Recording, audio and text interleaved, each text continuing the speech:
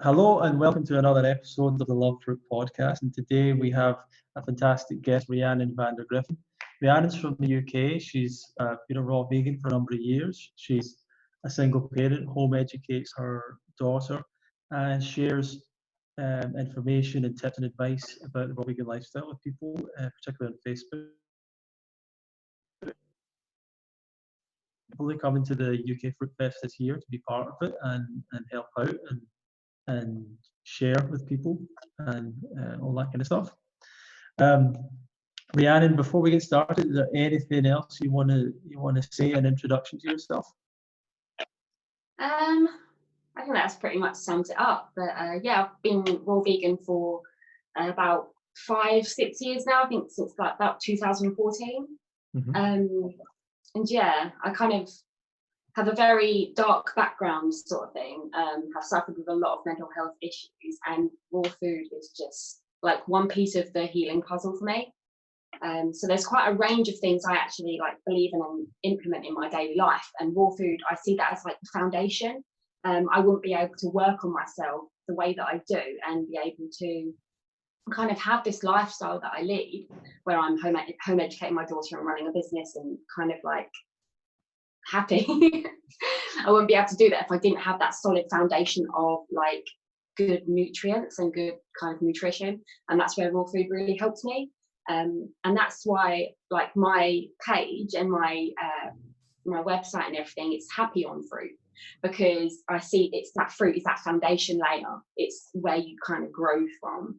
And you know, with my whole life, I've suffered with kind of not being able to eat properly to get enough, and it's my mental health has suffered as a result of that. So actually being able to eat and feel good and feel alive inside has just made my life take off in so many ways I couldn't have expected it to. That's fantastic. And let's go back. So, what was your journey or your struggle? It sounds like you were saying you had some health issues in the past. Is that what led you towards where you are now? Absolutely. It was since I was kind of like a teenager, food has always made me feel very heavy, very bloated, very uncomfortable. And my body just puts on weight so easily. And I've always kind of, since I was kind of a teenager and I was doing gymnastics and everything, I became extremely bodily aware. And a lot of the people around me were commenting on how my body was changing and everything. And it all kind of spiraled an eating disorder, basically. Yeah. And are you okay? Yeah, sorry. It's okay. Yeah, it just spiraled into this eating disorder, basically, where every single thing that I ate would make me feel so rubbish, that yeah, it developed into kind of anorexia, bulimia type kind of behaviours, and that went on for like over a decade, and it completely zaps your life energy and deteriorates your mental health, because like every single day you're doing something to yourself that is harmful and like really hurtful and damaging to like your core. And to do that kind of almost every day was just extremely damaging for my mental health. And it was almost got to the point where it was like I felt like I didn't deserve to live. I didn't deserve that life force of energy. So it's been really hard to rebuild that. And what kind of happened was, I think it got to a point where I was just like, I can't live like this anymore. This isn't normal. I should be able to eat and feel well after eating, but everything I ate made me feel so sluggish and so heavy, and I would just be so bloated. Yeah. So that's why I kind of just kept searching, and then I found veganism, and I actually went vegan from ethics because I stumbled across a documentary on the ethics of veganism when I was looking for health stuff. So I ended up going vegan for health reasons, vegan for ethical reasons, to like the animals and everything. And then it was through that I found raw food, because when I was eating vegan, I still believed that I needed like tons of protein, basically. Yeah. So I was literally putting peas on everything. Like I would have a meal with peas on it, because I was convinced after like I've done a whole lifetime of training with gymnastics, karate, running. So I had it in my head I needed like a ridiculous amount of protein. So when I was kind of switching to vegan and I was having lots of beans and legumes, like my bloating issues just got like 10 times worse. Right. And I was just in pain at night sometimes, where it was just my tummy was just like just groaning. It was horrible. So again, I was like, this isn't right. This isn't what food is supposed to make you feel like. So I kept searching, and that's when I kind of found the raw vegan lifestyle. Tried that, found it really hard, couldn't do it. And then I had a friend who was a long-term raw vegan, and he kind of guided me through that first, the kind of the background knowledge. Yeah. And that's when it all just clicked, and I've just been raw since. And it's just like, yeah, that's what your body's supposed to feel like after you eat. That's what Amazing. I'm feeling. How important do you think that was, that you actually met someone that could sort of show you how to do it in real life, sort of thing? Absolutely brilliant. There was just a few little gaps in knowledge that I had, that just things like how to get enough calories, like really simple things of just different fruits have different amounts of calories in. And I think people forget that, and you think, oh, it's a big plate of oranges, but if you work it out, you've got like 100 calories or something there. But but if you were to have a whole plate full of dates, it's, you've got maybe over 1,000 calories or more there. So it's really important to just be aware of like the different calorie amounts, how much greens and stuff to have. And also he kind of made it real. He helped me visualize what life was like as a raw vegan. When I went and stayed with him, it was just kind of like, I could see what sort of thing you had for breakfast, what sort of thing you had for lunch, what sort of thing you had for dinner. And I also had that support. I think when you're changing your lifestyle, especially for something so specific and unheard of as raw veganism, it's like in kind of like where I live, at least, in England, in like Hertfordshire, it's just unheard of. I'm the only raw vegan that I know. I think there'll probably be another one in this town or the next town. There might be one, randomly spotted out a few towns over, but that's how kind of like unheard of it is. And so it's like, I remember when some of my family members found out that I was going raw, and they just thought it was another eating disorder, to be honest. And I wasn't taken seriously, and I didn't get that support base. Everyone thought that I was just hurting myself again. So it was really important to have that friend who understood it and who supported me in that, and who knew that I was genuinely trying to fill my body with enough calories, with enough nutrients, just so I could feel well after eating. Sure. Yeah. Amazing. And how was that transition for you, going from, I guess, cooked vegan food to raw food? Did you find it easy to give up cooked food, or did it take a while to stop that habit? At first it was really hard, because I was really hooked on like starchy carbohydrates. And what I found was really helpful is, I didn't do this intentionally, but it was kind of just a natural progression that happened. I went vegan, and then I went more high carb vegan, and then like whole foods. Yeah. So I was avoiding the processed chemicals and the salts and stuff, which I think is really important, because once you've got off of the really, really high stimulating chemicals and additives, it's a lot easier to appreciate simpler tastes. Even if you're just having a whole food cooked, it's a lot easier to transition onto very low stimulating fruits and vegetables. If you've already eating a cooked vegan diet that is kind of not overly stimulating, you're not kind of addicted almost to the chemicals that are in them. Because I think when you're having all those chemicals and the salts and everything, you're used to food going boom, boom, boom, wow, wow, wow in your head and your mouth. And raw food isn't like that. It tastes amazing, but it doesn't overstimulate to overconsume it, which is something obviously I really like, coming from a bulimia background. I don't have that over compulsion to eat. I just get this satiation, which is just beautiful and harmonious. So I suppose like getting rid of the additives and going to a whole food diet is really important. Then reducing the amount of fat that you had, and that's what I did. That was really important for me. Getting used to not having lots of fat at breakfast and lunch and dinner.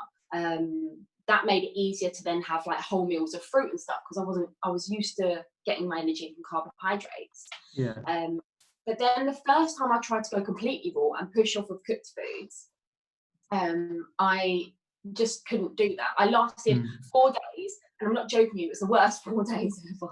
It was complete agony. I just felt like I was starving. It was horrible. And at that point, after the 4 days, I remember eating like a rice cake or something, and my whole body just felt so much relief. Like there was just something in that rice cake that I wasn't getting. And I kind of, at that point, I think I've even got a video on YouTube where I said, raw food isn't for me. It feels too much like an eating disorder, and I want to get away from the eating disorder mentality now. I don't want to feel restricted. That's not that works for me anymore. I can't do it anymore. So that 4 days of trying to go raw was just hell. And then when I tried it again with my friend's advice, and he was like, and then he was doing research, and he said, maybe you need more minerals, just more calories, more minerals, just smash the greens. So I was having like a green smoothie for like breakfast, lunch and dinner. And I don't like think that everyone needs to do that, but I was just at breaking point where I was like, this just has to work. I don't even care what I'm eating or what it tastes like. I just need to have yummy food that will make me feel good and that will help me be raw. So I was having a green smoothie for 3 meals a day, and I did that for maybe I don't know, a couple of days, and then I would kind of have two green smoothies a day with like with like a raw whole fruit meal, and it just was like easy as soon as I was eating like at least 2 heads of lettuce in a smoothie a couple of times a day, it was just so easy, and it was obviously the minerals and maybe an additional set of calories that I needed. But yeah, so I honestly believe that it doesn't need to be hard. And when everyone is kind of going through these really intense, feeling really deprived and feel super hungry and stuff.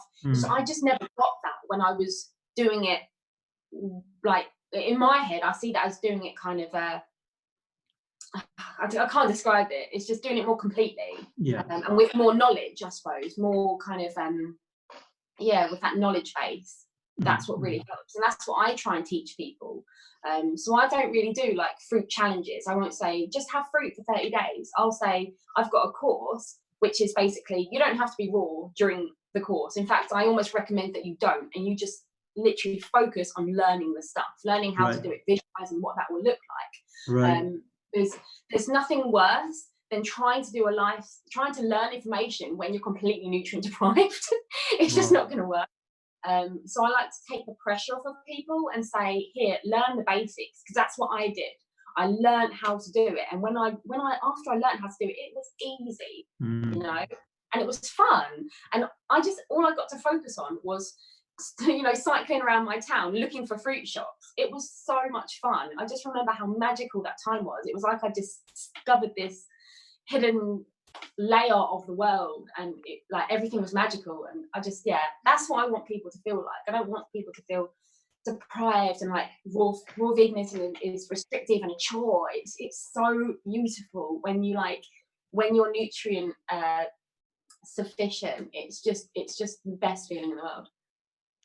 And do you give for people that are starting out? You mentioned there, like, almost not to rush into it, but it's almost like you're trying to change their mindset first and educate them first. What other advice in general do you give to people who are starting off? Learn about the fruit.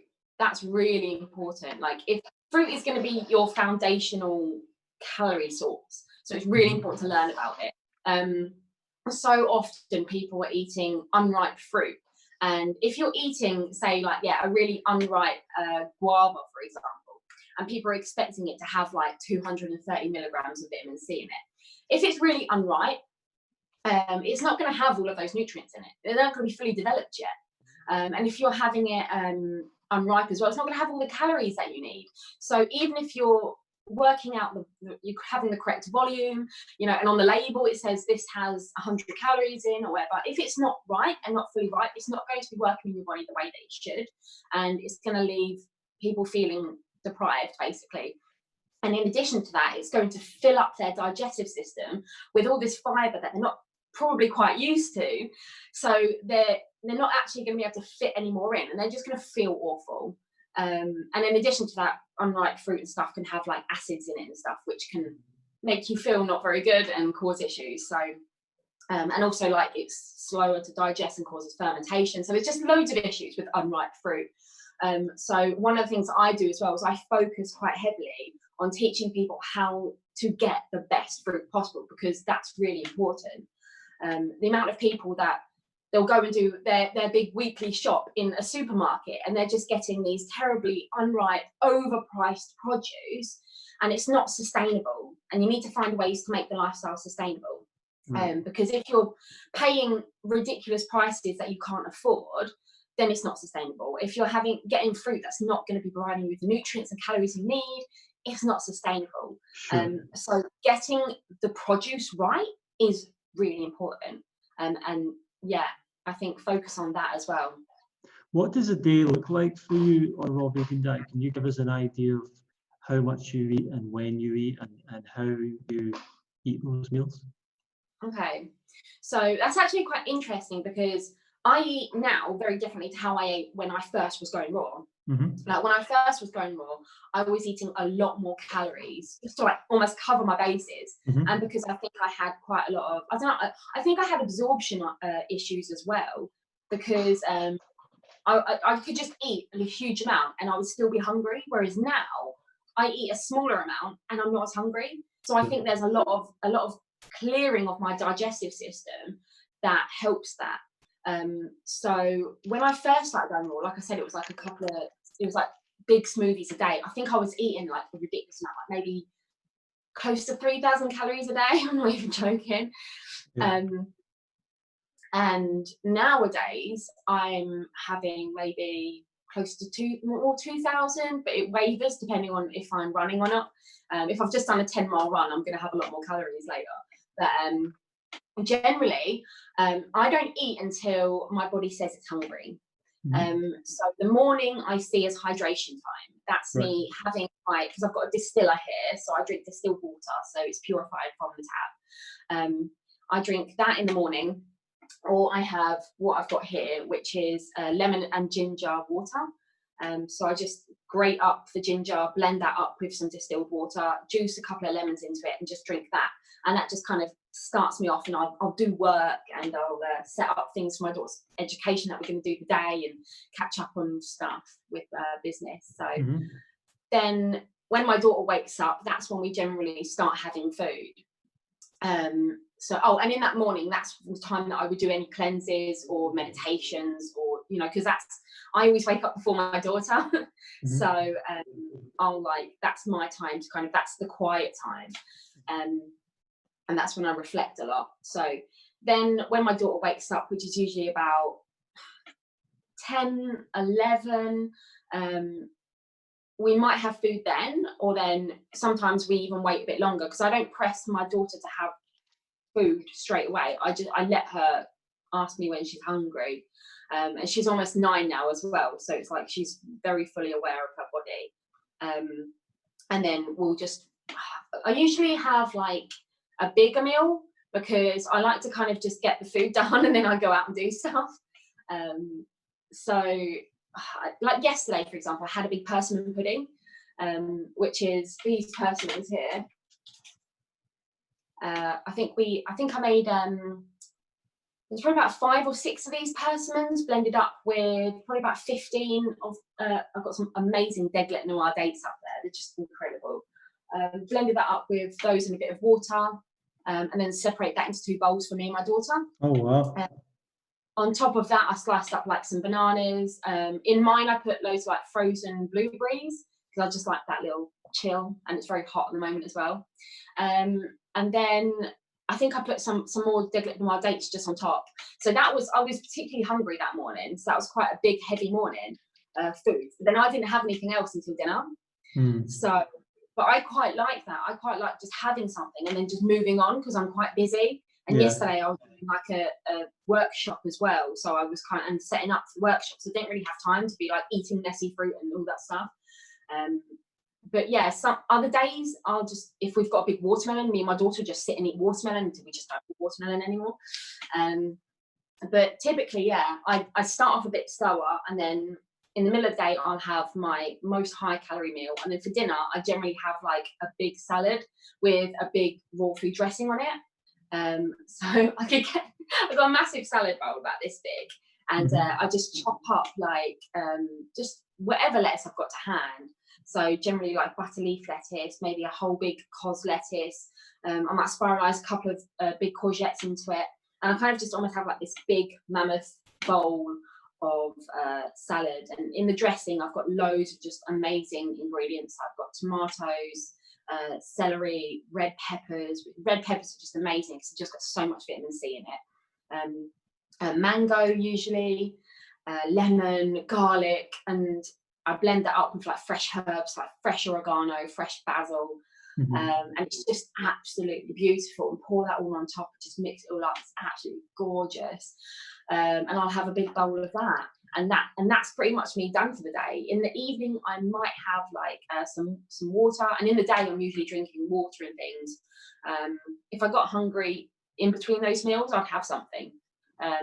So I'd have maybe like a pack of small donut nectarines, or just something like that. It just depends how my body's feeling.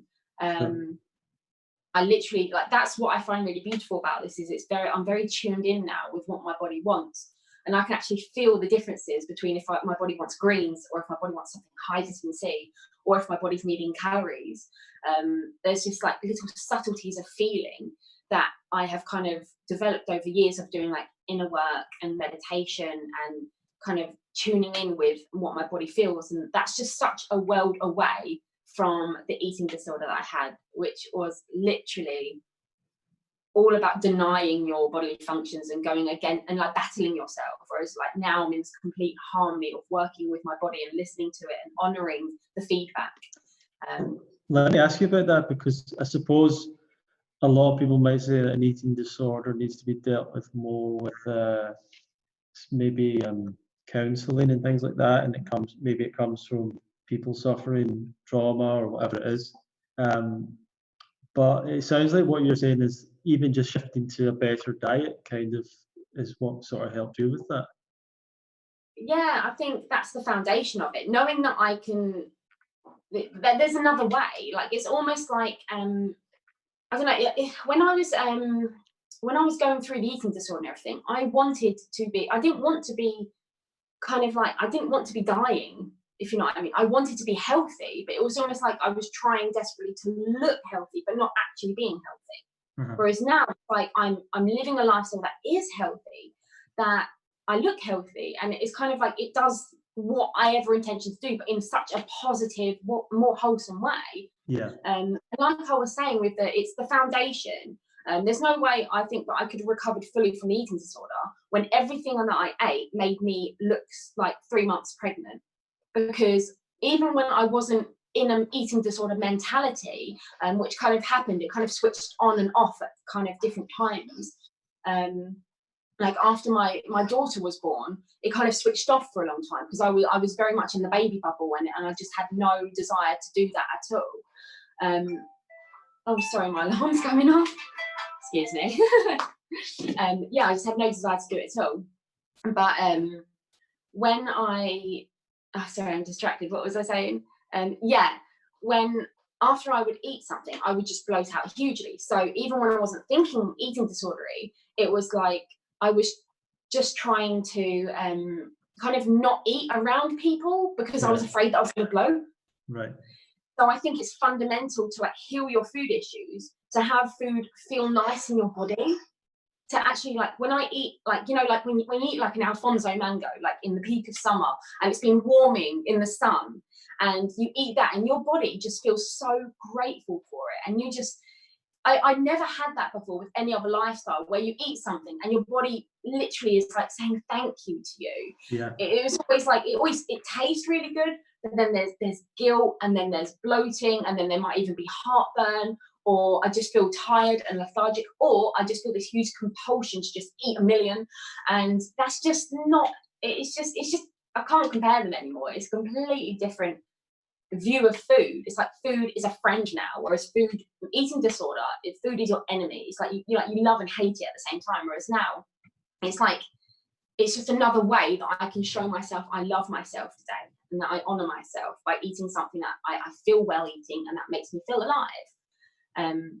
but it's not just about the food. That's really important, and that's something I teach people as well. It's the emotional healing that comes with it. But a lot of people are not able to emotionally heal and do inner work techniques successfully, because like heavy cooked foods, I find is very distracting. We spoke earlier about it being like stimulating, but when it's so stimulating, it's almost like distracting. Like if you've ever had a hard day, this is what I say to people: have you had a hard day? You've come home and you've had a big stodgy dinner, maybe pasta or pizza or something like that, and your brain just switches off. Yeah. And it's done, and you just zonk out. And that's like, I think people use that, because I definitely did. It was like, I'm not doing anything else today, I'm switched off. Because the food is so heavy and distracting, it takes so much energy for the body to process, that you don't really resolve your issues. The things that have triggered you in the day don't really get resolved. They just get squashed down and put away, and then they can build up, because it's almost like then you start to like tick over with these issues that have never been addressed, and then you're cross and angry and upset, and you don't know why, because you've forgotten those things that happened. So with raw food, it really allowed me to face my demons, so to speak, and it wasn't, and still it's an ongoing process. And it's not easy, and it's quite messy, and it's sad, and you cry a lot when you're doing like the inner work techniques and reconnecting to your inner child and kind of facing the voice inside you. Like for me, it was facing that bully voice that used to tell me that I was just disgusting. It was actually facing that, looking at myself in the mirror and saying, you are beautiful. And I had to try and say that to myself so many times until I actually believed it. And it wasn't easy, and I was bawling my eyes out, because at first I was like, this is stupid, I don't believe this. But actually being able to be raw and to have those feelings come up was really helpful to me, because I was able to then successfully do techniques and have them work and resolve them and actually heal myself, not just in the physical but in the mental. So it's like I said at the beginning, it's all, raw food was like a piece of the puzzle to me, but it was that foundation that allowed me to hear my feelings and to feel my feelings, so that I was able to heal from them. Wow. Yeah, no, that's I think that'll help a lot of people. Let me ask you, Rhiannon, I'm not sure if you look at some of the stuff that goes on online, but do you see any bad advice out there that you don't agree with, or just incorrect stuff or dangerous advice or anything like that you particularly have a bit of an issue with? Do you know what? I try not to bother too much with what other people are doing. And actually that was one of the key things in my kind of healing adventure, if you like, was actually switching off other people. Once I kind of got the knowledge and I was like, right, I think I've heard enough, I just had to tune in with myself and do what I'm drawn to and do what works for me. And there's a line in a song that I really love, by Nako, Medicine for the People, which are an amazing group. Nako's an amazing artist, I love him. He has a line in a song that just says, find your medicine and use it. And I believe that we all have our own little medicine that resonates with us, that works for us. And I just think we've all got to kind of just go to what makes us feel right, what heals us. Because there's things that I do that other people would be completely against. And I'm okay with that. I can't think of anything I'm particularly against, because there's nothing. I'm quite open-minded. I'm just like, if it works for you, mate, go for it. Like, I suppose for me, I'm not down with long extended fasting, but that's me personally, and that's right. More because I find that a lot of people, when they come out of like really long-term fasting, it can be really hard for them not to be so completely nutrient deprived that they just overconsume so much kind of stuff. And I find a lot of the time people have gone through a long fast, they struggle to get back to a kind of raw foodish kind of lifestyle. I'm sure some people have, and I'm sure some people do. But I suppose for me, that's not something that just resonates with me. I think maybe that might be eating disorder issues from where I just don't want to like feel like I'm starving myself again. Like, I think that's just not healthy for me.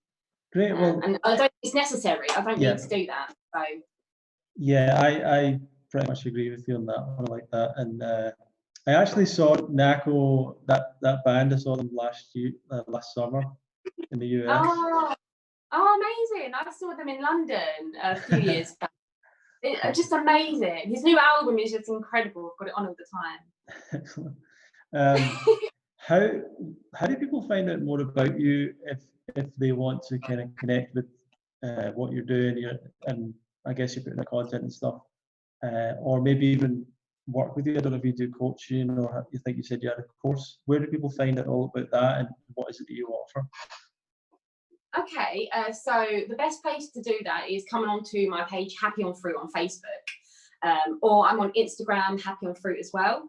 And yeah, I do coaching with people as well. I work personally one-on-one with them, just help guide them through what they're going through, and come up with recipe ideas. I love coming up with recipe ideas. Like, I love getting a list of like what they like and coming up with some really cool ideas and helping them kind of just inspire them. My coaching clients always say they come out of their session feeling really just really ready to go, and that's what I like. But I also have courses available. So I have the 7-week raw food course, which has worksheets, videos, recipe demonstrations, recipes written down. It's got loads of information on how to get enough greens, how to get enough just nutrients. It's got an ebook included in there as well of the fruit guide, which tells you all the different fruits I've experienced and how to get them ripe and the pros and cons of them and their calorie content and just all the basic. It's like literally I just threw in all the knowledge, all the basic knowledge that I think people need to succeed.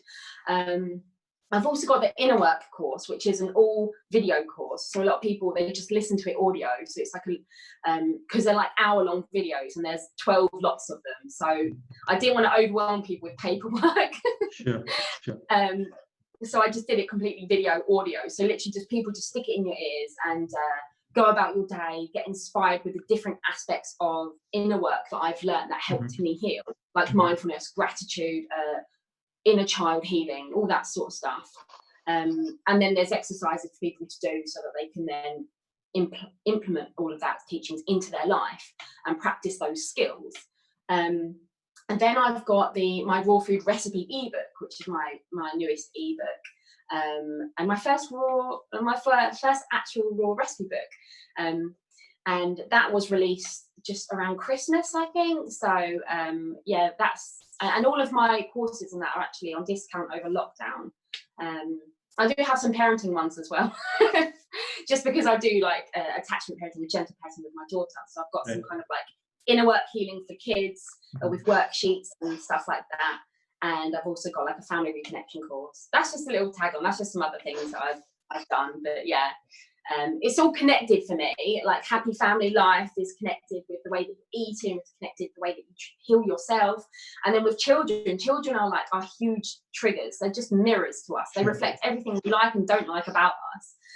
So it's really important to kind of like heal that side of family life as well, so that you just everything's kind of nice. Fantastic. Well, thanks very much for joining us today, Rhiannon. I'd love to interview you again sometime if we get some more time. And also just want to let everyone know that Rhiannon is hopefully going to come to the UK Fruitfest this year and be part of it and share and teach and all that kind of stuff. And if you want to learn more about that, go to fruitfest.co.uk and you can check out all the information about that there. And thank you for joining us today, Rhiannon. Is there any kind of final thoughts you'd like to share? I'm trying to go back on YouTube now. So I uploaded my first YouTube video in about 2 years yesterday, which was not yesterday, day before, which is really good for me because I've been having tech issues literally for 2 years and I finally sorted it out. So yeah, I'm on YouTube again now as Happy on Fruit, so that's pretty cool. That's fantastic. Yeah, thank you very much, and everyone, thanks for listening. Yeah, thanks for listening and watching, and feel free to share this with others, and we'll see you in the next episode of the Love Fruit podcast.